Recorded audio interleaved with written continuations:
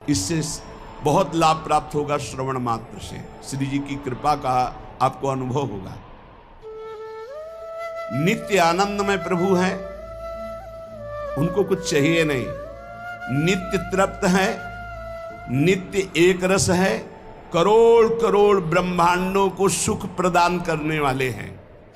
इनके हृदय में सुखेच्छा होगी कि मुझे कोई सुख पहुंचाए, दासी बनकर, सहचरी बनकर, किंकिरी बनकर, बिल्कुल नहीं। इसीलिए सेवक जी महाराज सेवक वाणी में कह रहे हैं, मांगो मन मनस दास अपनी करी। पर आगे शब्द जो कह रहे ध्यान, पूर्ण काम सदा हृदयम।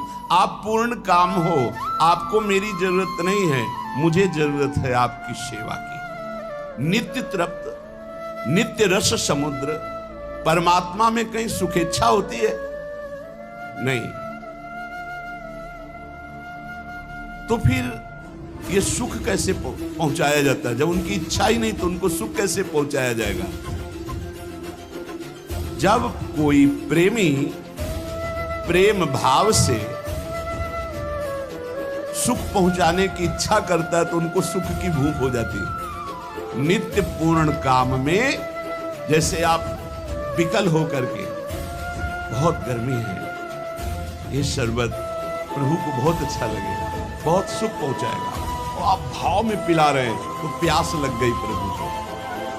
पूर्ण काम में आपकी भावना ने प्यास पैदा कर दी। और आज तो बहुत समय हो गया राजभोग लगाने का, प्रियालाल को भूख लगी होगी, जल्दी जल्दी सुंदर भोग बनाया, भोग पधराया।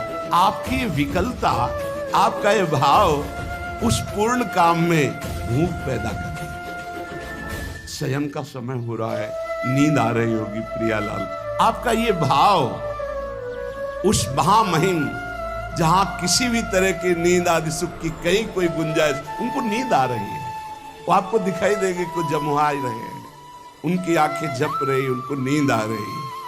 आपका भाव उनके अंदर ये भाव पैदा करता है। नहीं, वो पूर्ण काम है, उनमें किसी की कोई भी गुंजाइश नहीं, किसी भाव की जरूरत नहीं उनको। भाव जैसे जैसे प्रेमी प्रकट करता वैसे वैसे, ये था माम प्रपद्यन्ते, वैसे वैसे वहां दिखाई देता है। प्रेम का आश्रय, जब प्रेमी हृदय, तो प्रेम का विषय बन जाते हैं प्रभु। प्रियालाल प्रेम का विषय बन जाते हैं। अपराकृत दिव्य भाव परब्रह्म पूर्ण परमात्मा तत्व में भूख पैदा कर देता है, सुखेच्छा पैदा कर देता है, प्यास पैदा कर देता है। सखियन के उर ऐसी आई, प्रियालाल के उर नहीं, सखियन के उर ऐसी आई, ब्याह विनोद रचे सुख। वहां हो गए पूर्ण काम, तत्काल ब्याह के लिए तैयार। जहां जैसे भाव वैसे, भावे मोहि जोई, सोई सोई करें प्यारे। ये प्रेम की स्थिति, प्रेम का महान उच्च भाव बहुत सुंदर है अगर पकड़ पाओ। प्रेम का महान उच्च भाव उस परिपूर्णतम पूर्ण ब्रह्म में, पूर्ण काम में, आप्त काम में कामना पैदा कर देता है। नित्य तृप्त में अतृप्ति पैदा कर देता है, क्रियाहीन में क्रिया पैदा कर देता है, आनंद समुद्र में आनंद की चाह पैदा कर देता है। प्रेम भाव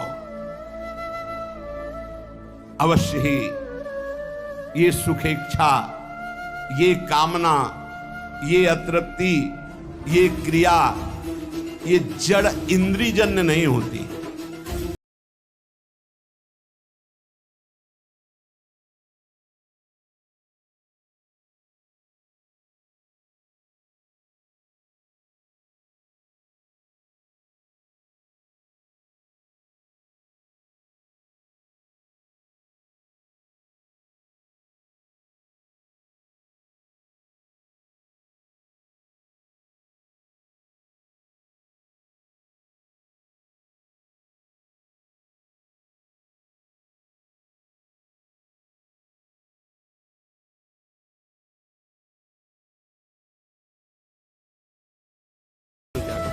आप मेरी आत्मा है। यथा त्वं च तथा हम च भेदो ही नावयोर ध्रुवम यथा क्षीरेत धावल्यम यथाग्नौ दाहिका सती यथा पृथिव्याम गंधस्य तथा हम त्वयि संततम। हे प्रियाजू, जो तुम हो वही मैं हूं, जो मैं हूं वही तुम हो। रसोया परमानंद एक दिधा सदा, श्री राधा कृष्ण रूपाभ्याम तस्मै तस्मै नमो नमः। हम में और हाँ, इनकी लीला और इनका प्रभाव, इनकी महिमा ये वेद आगमों निगमों में वर्णन नहीं की गई। ये गुप्त रीति है। अपने यहां कहा जाता है, गुप्त रीति आचरण प्रगट सब जग दिए, ज्ञान धर्म व्रत कर्म भक्ति किंकर की। अद्भुत ये प्रेम रस। जब किसी उपासक पर श्री कृष्ण बहुत कृपा करते हैं तो उन्हें श्री राधा नाम, राधा चरणारविंद की परिचय की वृत्ति प्रदान करते हैं। जब बहुत कृपा करते हैं, अत्यंत दुर्लभ बात है राधा नाम और राधा चरणारविंद की उपासना। श्रीमद् भागवत में राधा नाम प्रकट रूप में नहीं आया। गोपी संबोधन करते रहे। हमें लगता है किसी का भी विस्तार से कोई चर्चा नहीं है पूरे रास विलास में। ललिता जो, विशाखा जो, चंपकलता जो, चित्रा जो, किसी का भी एक इशारा मात्र कर, क्योंकि परमहंस है। इस रस गोप्य रस का अधिकार, ये तो प्रगट ब्रज लीला की बात। इसमें भी जिनको सुना रहे हैं उनका प्रश्न हो जाता है, बड़ा अजीब प्रश्न होता है। महाराज, धर्म संस्थापना के लिए भगवान अवतार लेते हैं, वहीं से रास रोक दी, लेकिन कितने समय चलती रहती, वही रोक दी रासलीला का चर्चा, क्योंकि इसका अधिकार चाहिए, इसका अधिकार। श्रीमद् भागवत में राधा नाम प्रकट रूप में नहीं आया, पर संपूर्ण रास राधा रस में ही भरा हुआ है। जैसे शरीर में आत्मा, ऐसे रास की आत्मा है श्री जी, रासेश्वर। सुखदेव जी को अपार प्रीति है राधा नाम से, इसीलिए उच्चारण है। याते श्री सुख प्रगट कियो नहीं, हरिराम व्यास जी, जान सार को सार परम धन राधा नाम। राधा बोलते ही समाधिस्थ हो जाते तो कौन कथा सुनाता। 7 दिन में तक्षक काटेगा और मृत्यु हो जाएगी परीक्षित की। प्रेम रस सार, बहुत अमृत। प्रेम रस सार परम चिंतामणि श्री राधा जी का नाम, इसीलिए श्री सुखदेव जी ने उच्चारण किया। आनंद रस सार श्री कृष्ण की दिव्य प्रेम लीला का, उसी को रसास्वादन मिलता है जो राधा चरणारविंद की भक्ति और राधा नाम का निरंतर रटन करता है। अगर कहीं कोई वर्णन करता है श्री कृष्ण का, और जहां राधा नहीं तो वो श्री कृष्ण नहीं। अवतार नारायण ने जो लिया वो लीला है, लेकिन हमारे जो प्रभु वृंदावनाधीश्वर प्रिया जी एक कदम कभी वृंदावन से बाहर नहीं गए, न प्रिया न लाल। जहां श्री लाल जो हैं वहीं प्रिया जो हैं, जहां प्रिया जो हैं वहीं लाल। ब्रह्म वैवर्त पुराण के इन श्लोकों का जरूर श्रवण कर लें। आवयोर भेद बुद्धिम च यह करोति नराधमः, तस्य वासः काल सूत्रे यावत् चंद्र दिवाकरौ, पूर्वान् सप्त परान् सप्त पुरुषान् पातयत्यधः, कोटि जन्मार्जितम पुण्यम तस्य नश्यन्ति निश्चितम, अज्ञानादावयोर निंदाम ये कुर्वन्ति नराधमाः, पच्यन्ते नरके घोरे यावत् चंद्र दिवाकरौ। ब्रह्म वैवर्त पुराण। जो नराधम हम दोनों में, श्री कृष्ण और राधा में भेद बुद्धि वर्णन करता है, भेद बुद्धि करता है। अवयोर भेद बुद्धिम चा यह करोति नराधमा, तस्य वासा काल सूत्रे यावत चंद्र दिवाकरा, जब तक सूर्य और चंद्र की स्थिति है तब तक उसे काल सूत्र नामक नरक में डाला जाता है। 10वां शास्त्रम प्रमाणम।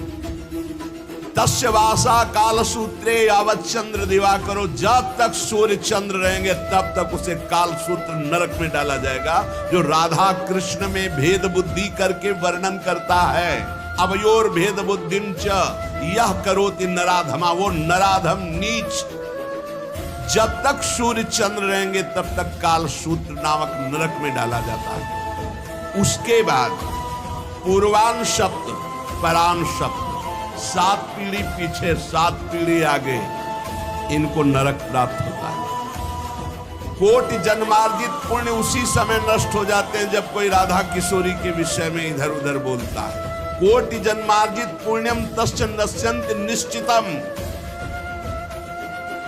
अज्ञानादावयोर निंदाम ये कुर्वन्ति नराधमा, जो नराधम अज्ञानवश निंदा करता है,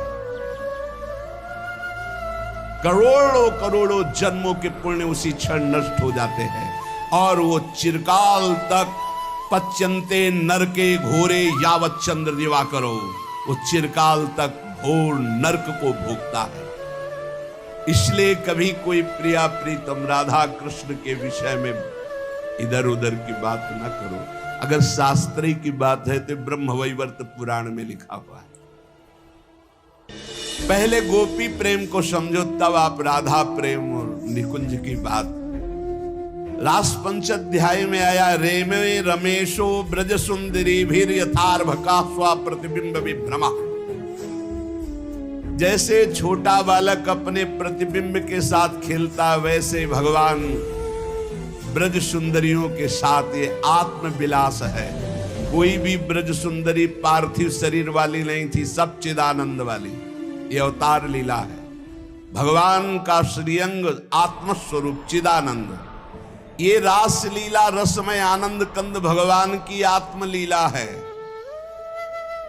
प्रेम भाव से अपने आनंद स्वरूपा में वो रमण करते हैं, इसलिए उन्हें गोपी वल्लभ कहा गया। गोपी कौन है? उनकी आत्मा है। वो अपनी आत्मा में रमण करते। स्थिति, गोपी एक स्थिति का नाम है। जैसे प्रधानमंत्री एक इस पद का नाम है। राष्ट्रपति किसी व्यक्ति का नाम नहीं है, एक पद का नाम। उसमें चाहे स्त्री बैठे चाहे पुरुष बैठे, वो राष्ट्रपति ही कहा जाएगा। ऐसे चाहे स्त्री शरीर हो चाहे पुरुष शरीर हो, भाव को जो प्राप्त होता है तो सखा भाव प्राप्त कर सकता है, वो सखी भाव प्राप्त कर सकता है, वो गोपी भाव। ये एक पद है, एक स्थिति। जैसे ब्रह्मा जी, तो वहां एक पद है परमेष्ठी पद, उसमें जो बैठता है उसे ब्रह्मा कहते हैं। चाहे कोई भी बैठे, जो भी अपने पुण्य और धर्म के प्रताप से जाके बैठेगा उसे परमेष्ठी पद कहते हैं। त्रिभुवन पद देवराज इंद्र का। ऐसे ही शांत पद, दास्य पद, साख्य पद, वात्सल्य, गोपी, सहचरी, ये पद हैं, ये प्रेम स्थितियां हैं। ये किसी स्त्री पुरुष का नाम नहीं है।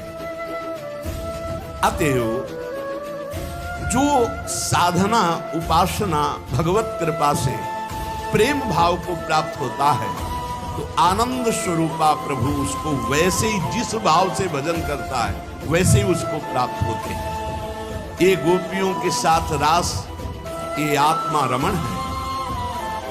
गोपियों का एकमात्र प्राण, मन, बुद्धि, चित्त, अहम श्री कृष्ण है। स्थिति, एकमात्र उद्देश्य श्री कृष्ण, एकमात्र अंतःकरण चतुष्टय श्री कृष्ण। उद्धव जी से कहा, नाहिन रहो ही अमा ठौर, तुम्हारे ज्ञान के लिए हृदय में जगह नहीं रह गई। नंद नंदन अछत, वो यहां पूरे विराजमान हो गए, पूरे हृदय में विराजमान। मन श्री कृष्ण, बुद्धि श्री कृष्ण, चित्त श्री कृष्ण, आम श्री कृष्ण। यह गोपी स्थिति। अतएव